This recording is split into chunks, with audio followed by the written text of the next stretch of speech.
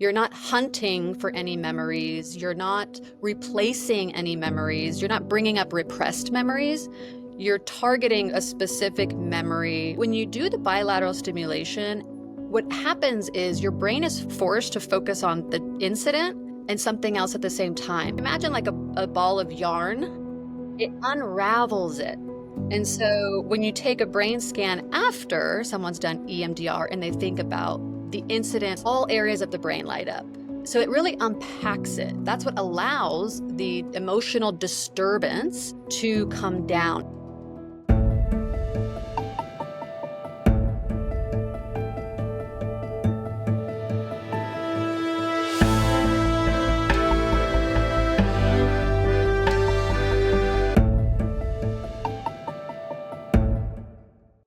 Welcome to Just Healing, where we rediscover humanity in our conversations around trauma and celebrate all the unique ways we love and heal.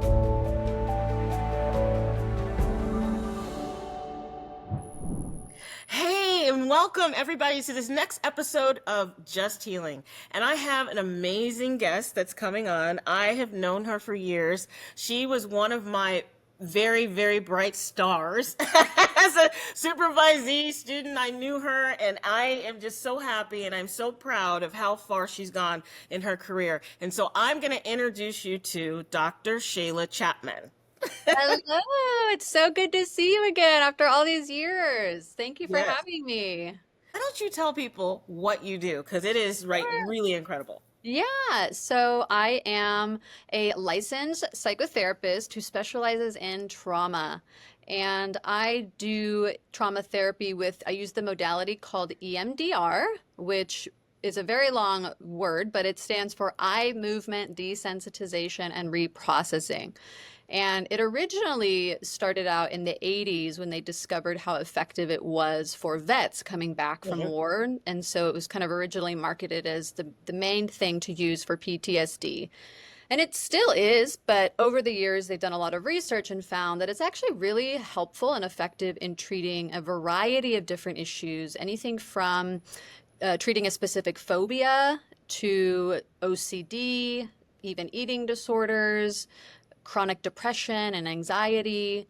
So I was really lucky to get so many years of training throughout my educational pursuits.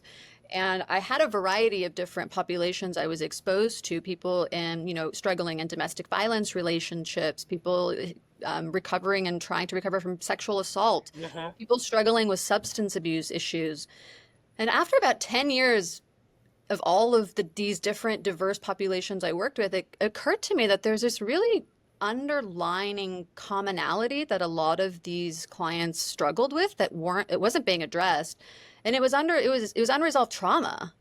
Not to say that you can't have a substance abuse disorder without having trauma, but that was a very, very common thing I noticed. And so it's kind of what drew me to pursue a specialization in this particular type of therapy in EMDR. Is I was like, wow, if we can kind of target unresolved past stuff for a lot of these clients who are coming in for just wanting to get rid of current anxiety, the impact, the profound healing effect it has on so much more than just day-to-day symptoms people are struggling with has been really incredible. So I've been doing that. I have a private practice. I work with individuals and couples. I work both in my office in Orange County, Newport Beach, California, but I have clients all over California, and do EMDR. You can do it virtually and in person. So I love it. It's been amazing. Now, how does that work virtually? Because you have to do the tracking, Yes. right? Okay. Yeah, you do. So there are three main components with EMDR. The first component is bilateral stimulation, and that is usually conducted when someone's guiding you with eye movements, but it can also be conducted with hand tappers, like you're holding onto tappers that vibrate left and right, left and right. And it can also be done auditory. So when you do it online, people can either choose to follow this ball that they track their eye movements while we're working with them, or they can put on headphones and hear the sounds go right to left while we're doing it. And the second component is the memory. So the first is bilateral stimulation. The second is the memory reprocessing. And that's when you revisit the trauma in your mind while you're undergoing the bilateral stimulation at the same time. So a lot of people don't realize that when you're revisiting that traumatic memory, it could be one incident, it could be a variety of incidences ongoing. You don't talk about it with the therapist. You're not verbalizing in detail what happened to you at all. What you're doing is you're paying attention to either the light, the sound, or you're holding the tappers. You're closing your eyes if you decide not to watch it, and you're revisiting it in your mind. And so that's where the memory reprocessing happens, and what actually helps really like decrease that emotional arousal and disturbance we have when we get triggered, when something reminds us or we think about something that's happened in the past. It's in the past, but our body doesn't feel like it's in the past. Our body's reacting as though we're reliving it. Having that dual attention, your brain focusing on this or the audio and the image in your mind, that's what's actually going to bring that disturbance level down. So it's pretty incredible. The third part of it is just that it's 8 phases, and it's a very structured protocol. So the desensitization part that we're talking about with the tappers or the eye movements, that doesn't happen until stage 4. So there's a lot of prep work to get you to the place where you're going to feel confident with your therapist. You're going to be really resourced. You're going to have skills. Your therapist and you are going to be confident that you can remain in your body while you're revisiting these events in your mind, that you're not dissociating, that you're not getting re-traumatized and things like that. So I like to tell people that because I think they get scared of this idea of like doing trauma therapy. I have to talk about what happened to me. I have to go into detail and revisit. And although I'm sure many people have done different types of talk therapy for trauma and have found it to be pretty effective, we know that with the EMDR in this approach, it's much quicker. The progress, the healing happens a lot quicker. Now, how does it happen quicker? Do you replace the memory? Because that's a common thing people say. Or are you, augmenting it? What are you doing that changes it? Yeah. So the piece that really changes it more quickly is not talking about it over and over. Because when you talk about it over and over, they've done brain scans, there's this one area of the brain that gets lit up. And so talking about it over and over, you can kind of work with your therapist to create new way of thinking about things, or maybe reducing a little bit of shame and like, it's not my fault. But when you do the bilateral stimulation while you're revisiting it, what happens is your brain is forced to focus on the incident and something else at the same time. And that didn't happen at the time of the traumatic incident. So if you imagine like a ball of yarn, it unravels it.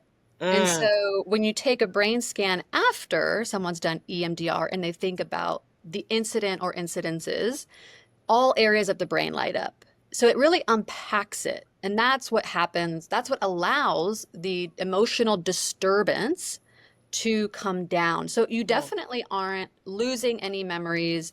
You're not hunting for any memories. You're not replacing any memories. You're not bringing up repressed memories. You're targeting a specific memory or cluster of memories. Maybe if it's like ongoing abuse and neglect, you're kind of targeting that theme. And it's all targeting that with the bilateral stimulation. So that's how it's different. But you're not hypnotized. You're conscious the whole time. You're in control the whole time. You can stop at any moment. And yeah, again, I think some of the appeal is that you don't have to go into detail over and over. You can, if you want to, you can, but a trained, skilled therapist will encourage you to take it slow and encourage you not to in the beginning until you really have some body skills. We teach you skills on how to like connect with your breath, notice micro senses of when you're getting a little bit distressed, how to notice maybe your breath starts changing and you start holding your breath when you just even start talking about the trauma. And so there's a lot of skill building before you do the reprocessing.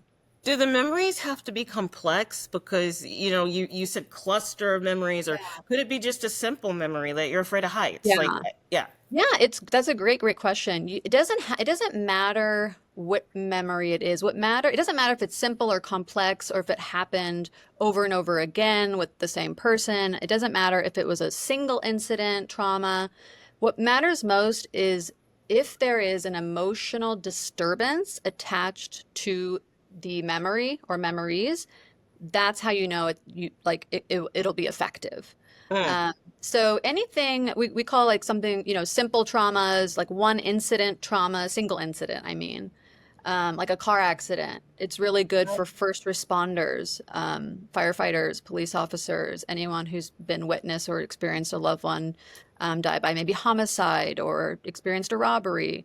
All those things it's effective for. And it's also effective for complex trauma, where maybe you grew up with a caregiver who was neglectful, abusive, um, or in and out of the foster care system and things like that.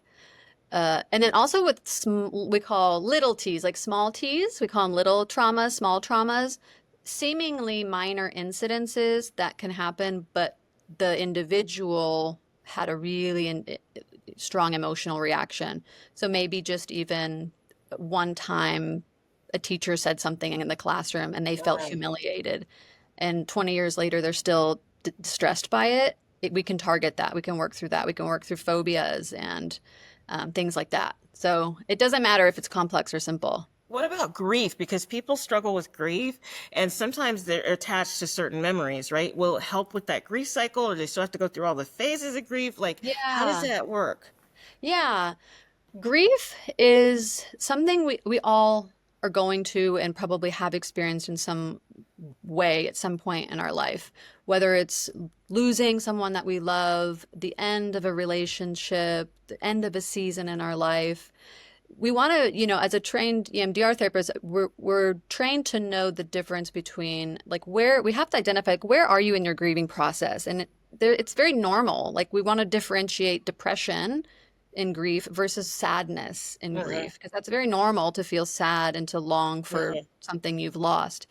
When EMDR is helpful for grief is when the grief becomes prolonged and we feel stuck in the grief, or if it's associated with like let's say you've been a caregiver for a parent for 10 years and then they pass.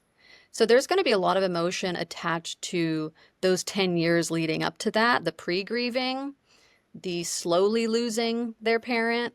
And then also if they've, which is another common thing we work with, is like with someone, they pass and then the person left behind maybe feels shame because they feel relief. There's a sense of relief.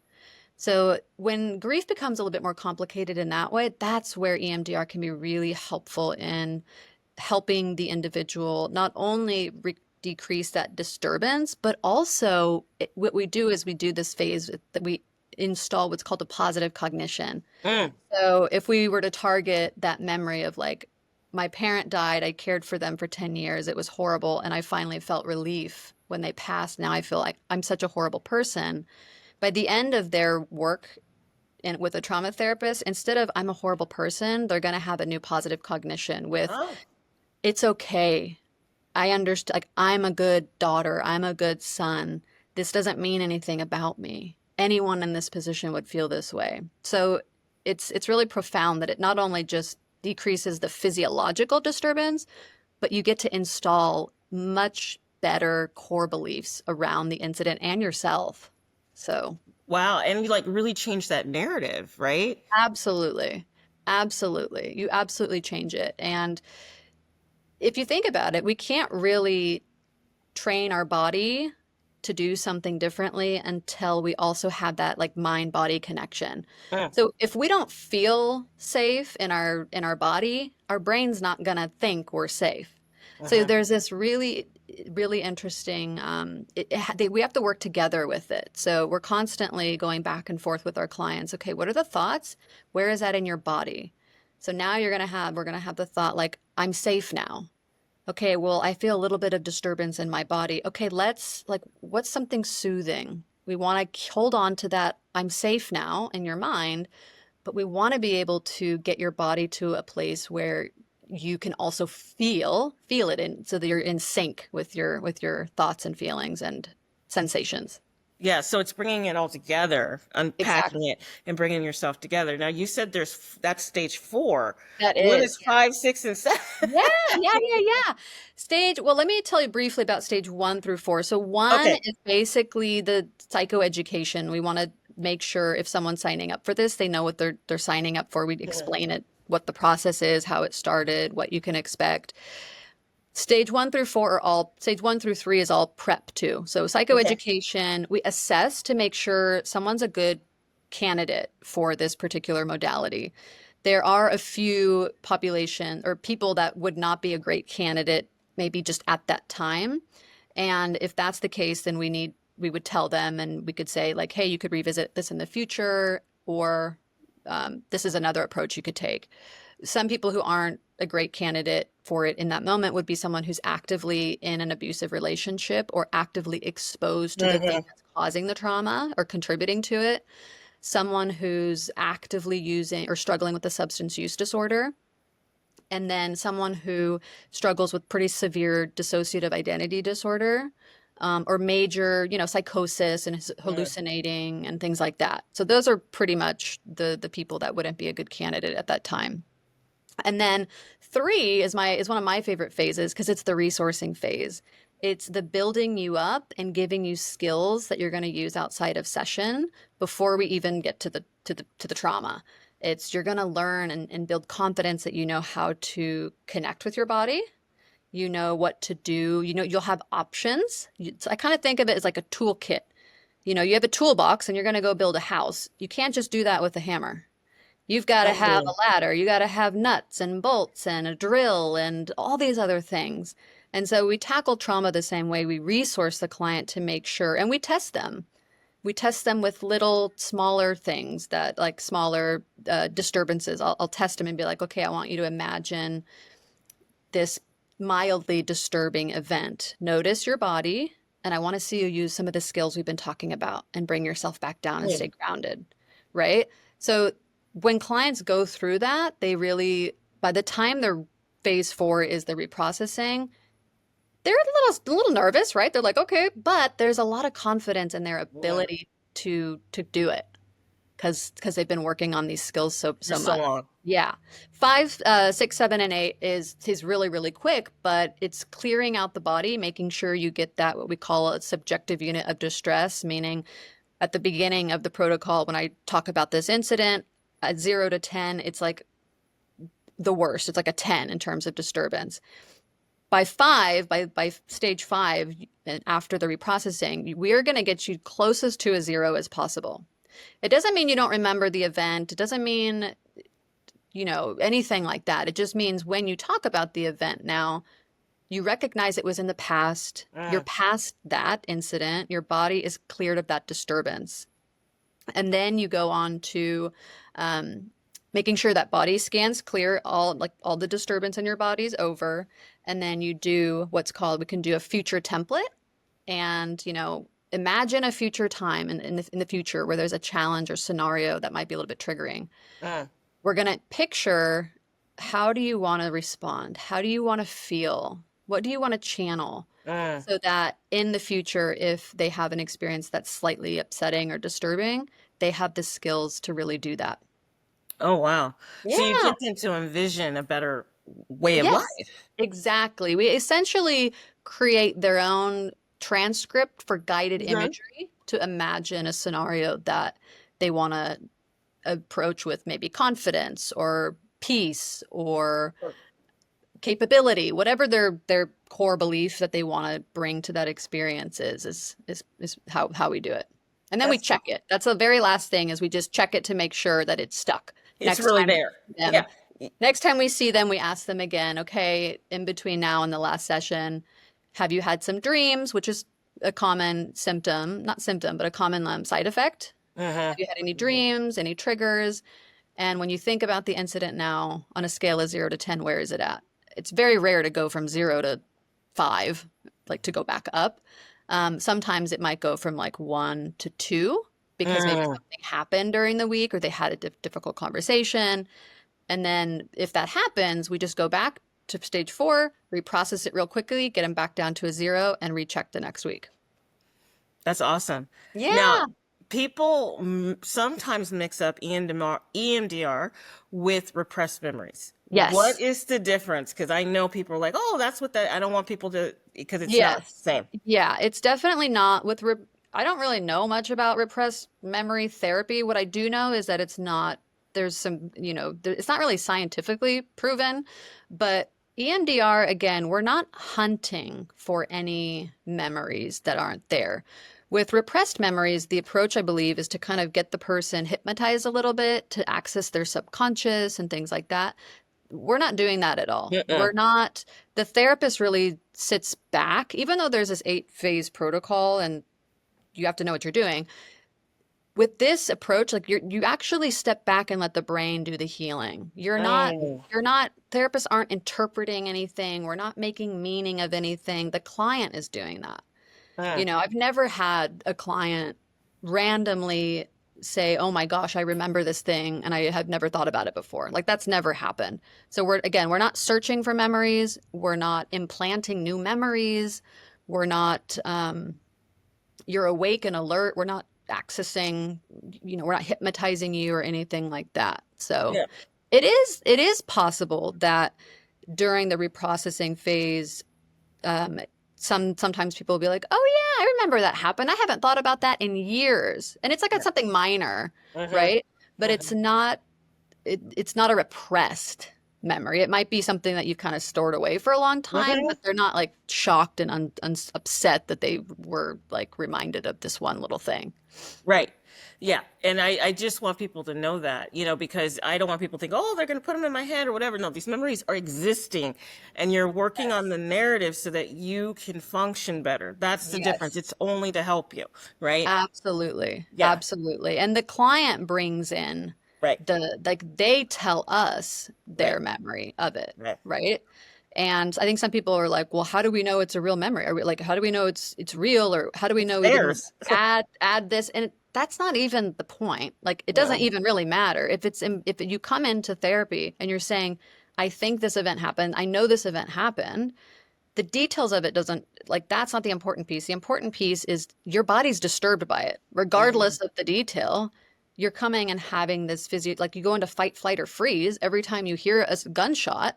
Uh-huh. That's what we're targeting. We're not there to make you think something's there and not there, or to, Uh-uh. trace back Yeah. to your, infant memories or anything No, like that. no, and nobody would question somebody who said, I had a hamburger last week. You know what I mean? Right, right, yeah, So yeah, it's like, totally. why are you questioning that? Like, Exactly. so if someone Exactly. wanted to do EMDR, how would they Yeah. start the process? How would they get into it? Who Yeah. would they contact? Yeah.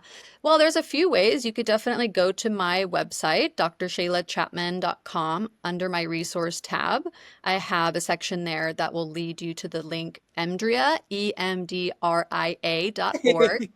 It's EMDR International Association. They're the most well-known organization that has tons of resources that can connect you with therapists that you can just even consult with. If you're interested, just start exploring through, credible websites like EMDR, Hmm. Andrea, and go to maybe the frequently asked questions page and just kind of see if there's anything there that resonates with you, and maybe it answers some questions. Or they also have a tab there where you can look up a provider in your area who's been trained and certified in EMDR.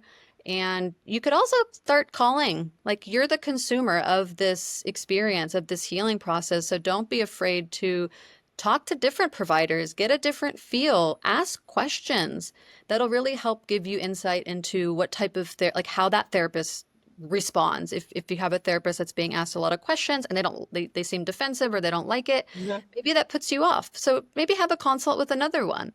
Don't Right. be afraid to ask questions and advocate for yourself. But I would start with like EMDRIA through my website, going online there, and then seeing if you have insurance. See, that's another thing that's kind of complicated. But if you ever use insurance benefits, you could always ask your insurance company, could you please give me a list of providers in my area who treat trauma, who are trauma specialized? And that's a way too. Yeah, and I did a podcast earlier with Matt Love about therapist shopping. Like, you Uh-huh. really, really, really You need need to to. get a good fit, Yeah, and it's okay. You want to make sure you do that, right? absolutely. Yeah, Absolutely. Absolutely. And if you don't feel like you have it's a great fit in like for the after the first or second session, that's okay. yeah. It doesn't mean anything bad about you or them or anything. So what do you want to leave us with? What I would like to leave you guys with today is, so many people suffer and experience their trauma and suffer alone, and they've already had that experience in alone. Don't heal alone. Mm, If you are in a place in your life where you are embarking on this journey and trying to approach, healing your trauma and start EMDR, if you have people in your life who love you, care about you, who are there for you, who you can really trust, feel safe with, and want the best for you, you suffered alone. Don't heal alone. It can be so impactful to not only have a wonderful therapist you have a great connection with, but outside of that is so important to have a community of people who can even just be witness to your growth and your progress. And so that would be something I really encourage people to do is there's a lot of, there can be a lot of shame and I feel like one thing I'm really proud of this generation for doing is they're really destigmatizing mental health and mhm. going to therapy. And I love that. And I think it's amazing. I feel like there's shows that have therapists in them now, and it's just like it's a normal thing. So you've suffered alone long enough. Don't heal by yourself. Allow people to love you, lean on others. It's okay to be vulnerable. You've got this. Right. That's so awesome. That's so awesome. So how do people get a hold of you? You said it once. Let's Yeah, just say it yeah, again. yeah, yeah. You can follow me on Instagram at Sit with Shayla. You can go to my website, drshaylachapman.com. I'm on Psychology Today. My profile is on there. That's a directory where you can find therapists in your area. And my email, you can always email me at drshaylajc@gmail.com. All right. Well, thank you so much for coming on today. And Thank you. This was well, so fun. I really appreciate it. thank you, everybody, for listening to this episode or watching wherever of Just Healing.